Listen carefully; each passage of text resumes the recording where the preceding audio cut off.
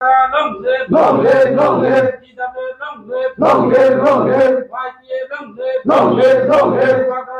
গ্রামে গঞ্জে ছড়ে দেন, ছড়ে দেন, ছড়ে দেন। ভূভাগরা চিন্তাধারা গ্রামে গঞ্জে ছড়ে দেন, ছড়ে দেন, ছড়ে দেন। বিজেপি থেকে নবাগতদের জানাই হাজার হাজার স্বাগতম, স্বাগতম, স্বাগতম। থেকে আগত চিত্রমতা আগত নবাগতদের জানাই হাজার হাজার স্বাগতম, স্বাগতম, স্বাগতম। ভূভাগরা কি জয়। চিত্রমতা কি জয়।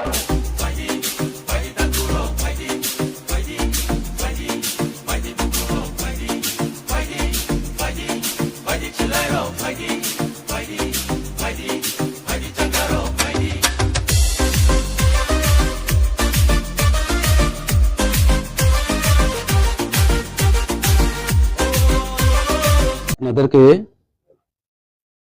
ইংরাজি নববর্ষের আগাম শুভেচ্ছা জানাই সমস্ত মিডিয়া বন্ধুদের। তো মূলত যেহেতু আপনারা জিজ্ঞেস করছেন কেন বিজেপিতে এসেছে, আমি 1998 থেকে বিজেপির সাথে যুক্ত। এর আগে কোনো পার্টি করিনি। এর আগে আমার 95-এ আমার সংসার হয়েছে, 98 বিজেপি, 2015-তে মন্ডল সভাপতি, 2024 পর্যন্ত।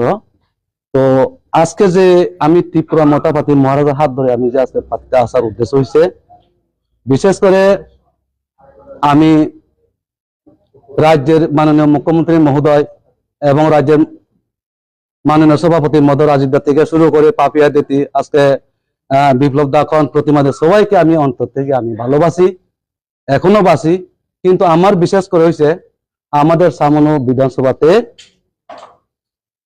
24 আগে আসলো বাম, হয়েছে রাম, হাইছে ফত, সামনে লাগিয়ে বিজেপির বিপদ।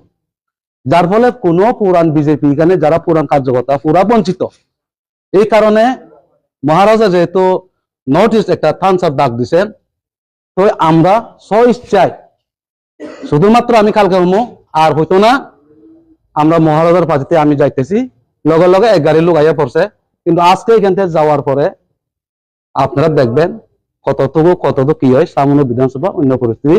বিজেপি বলছে সব কাজা সবকা বিকাশ, শুধু একজনের আত্মীয়তার বিকাশ, বাকি সর্বনাশ।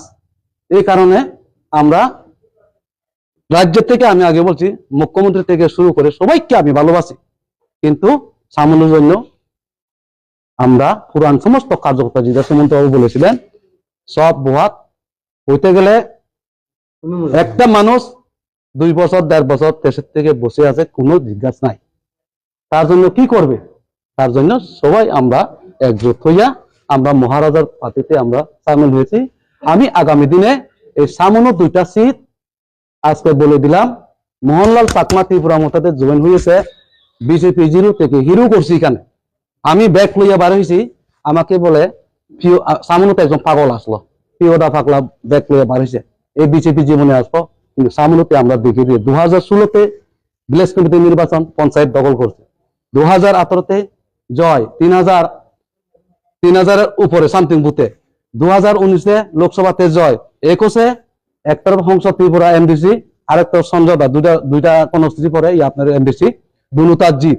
এরপরে 23-এও জিত, 24-এও জিত, কোনোটা বিধানসভা আমরা হারিনি। তো এবার আজকের থেকে সামনের বিজেপি একটু টের পাবে।